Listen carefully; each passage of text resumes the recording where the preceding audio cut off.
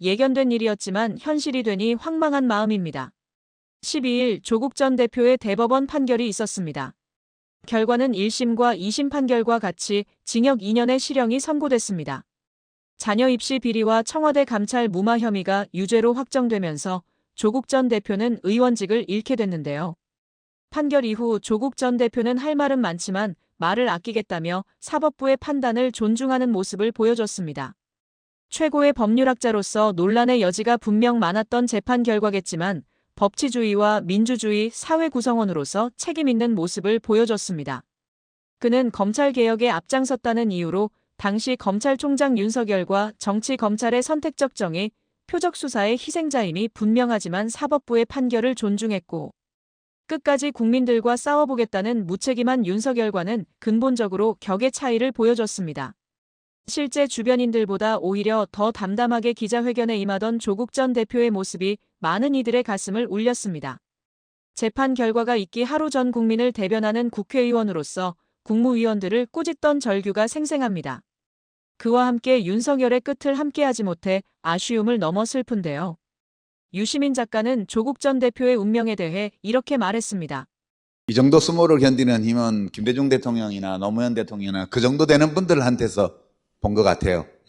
대법원에서 파기환송 안 하고 그냥 상고 기각하면 그냥 며칠 안으로 바로 그렇죠. 교도소로 가야 돼요.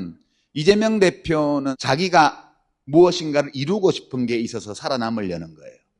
정치 무대에서 생존해서 대통령이 되어서 나라를 제대로 좀 운영해보고 자기가 펼치고 싶은 정책을 펼치려고 하는 그 욕망 때문에 모든 수모를 견디고 살아남으려고 하고 있어요. 그래서 윤석열이 만나자 그러면 의제 협의 없이 그냥 만나자 그랬고 나를 죽이려고 하는 것을 뻔히 알면서도 그러니까 이재명 대표는 살려고 싸우는 사람이에요. 조국 대표는 자기가 죽어도 돼. 자기도 죽어도 상관없어. 이 싸움의 양상이 달라요. 그래서 조국을 함부로 건들지 마라 니들. 이재명을 진짜로 좋아하는 분들 중에 혹시라도 조국을 경계하는 마음이 있다면 걱정하시지 말라. 조국 대표는 죽이려고 싸우는 사람이다. 자기가 사는 것이 중요한 게 아니고 윤석열을 응징하는 것이 중요한 사람이에요. 이재명은 국가의 운영을 바로잡음으로써 간접적으로 그것을 응징할 수 있는 사람이에요. 그 둘이 완전 다른 방식으로 싸우고 있기 때문에 이제 둘 사이를 이간질하는 선동들을 해대는 자들이 있죠. 이재명은 조국 스타일로 싸우지 못해요. 자기의 위치나 자기의 경로가 그런 방식으로 싸워서는 안 되는 사람이에요. 조국은 이재명처럼 싸우면 안 돼요. 품을 크게 넓히고 이거 안 돼. 날카롭게 칼을 갈아가지고 직진해야 돼요. 그게 자신의 역사적 사명이다. 조국 전 대표는 짧은 시간 동안 말 그대로 전사의 심장을 국민들에게 보여줬습니다. 자신에게 주어진 예상된 결말을 알고 있음에도 굴하지 않고 조국 혁신당 돌풍을 일으키며 무도한 내란 수괴 윤석열과 정면에서 맞서 싸워왔습니다. 그의 단호함과 결의에 찬 눈빛, 망설이지 않는 대담함은 결국 변화를 가져왔습니다. 끝까지 국민들이 함께 힘을 모아 윤석열을 탄핵시키겠습니다. 그리고 웃으며 다시 만날 날을 기다리겠습니다. 한편 조국 전 대표의 대법원 확정 판결이 나자 그의 딸 조민의 SNS에는 경악스런 수준의 악플들이 난무하기도 했습니다. 짐작컨대 수준 낮은 악플을 다는 분들은 아마도 정유라에게 후원금 주는 분들이거나 1년 지나면 다 찍어주는 분들이지 않을까 싶은데요. 아무튼 이에 대해 조민 역시 건강한 멘탈을 보여줬습니다. 그녀는 악플을 봐도 별로 타격이 없고 상처받지 않는다. 오히려 악플 다는 분들이 되게 불쌍하다며 난 그 사람을 아예 모르는데 그 사람은 날 스토킹하는 것처럼 맨날 찾아오는 거 아니냐? 얼마나 할 일이 없으면 얼마나 일상생활에서 인정받지 못하면 욕하면서 자존감을 챙기려고 하나? 상식 수준 이하의 행동을 하는 사람에겐 공감이 느껴지지 않는다고 일침을 놓았습니다. 조국 전 대표의 판결을 부정하는 것은 아니지만 분명한 것은 검찰이 똑같은 잣대를 국힘이나 권력에게 똑같이 들이대지 않은 것 또한 분명한 사실입니다. 만약 공정과 상식이 지켜지는 검찰이었다면 곽상도 전 의원이나 나경원 의원 등 수많은 국힘 의원들은 이미 국회에서 사라진 지 오래일 것입니다. 물론 지금은 검찰의 상황이 달라졌다는 분위기도 감지되고 있습니다. 내란을 옹호하며 민심은 이를 대로 잃은 국힘과 내란 숙의 윤석열을 검찰마저도 손절하는 분위기가 포착된 것인데요.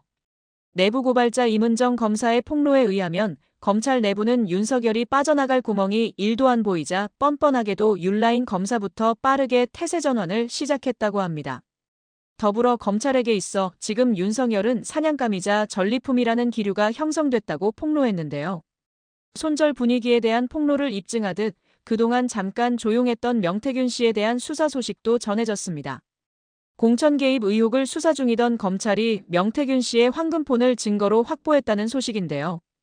이날 확보된 3개의 폰과 1개의 USB는 명태균 씨가 석 달 전 처남에게 숨겨달라고 했던 것으로 밝혀졌습니다.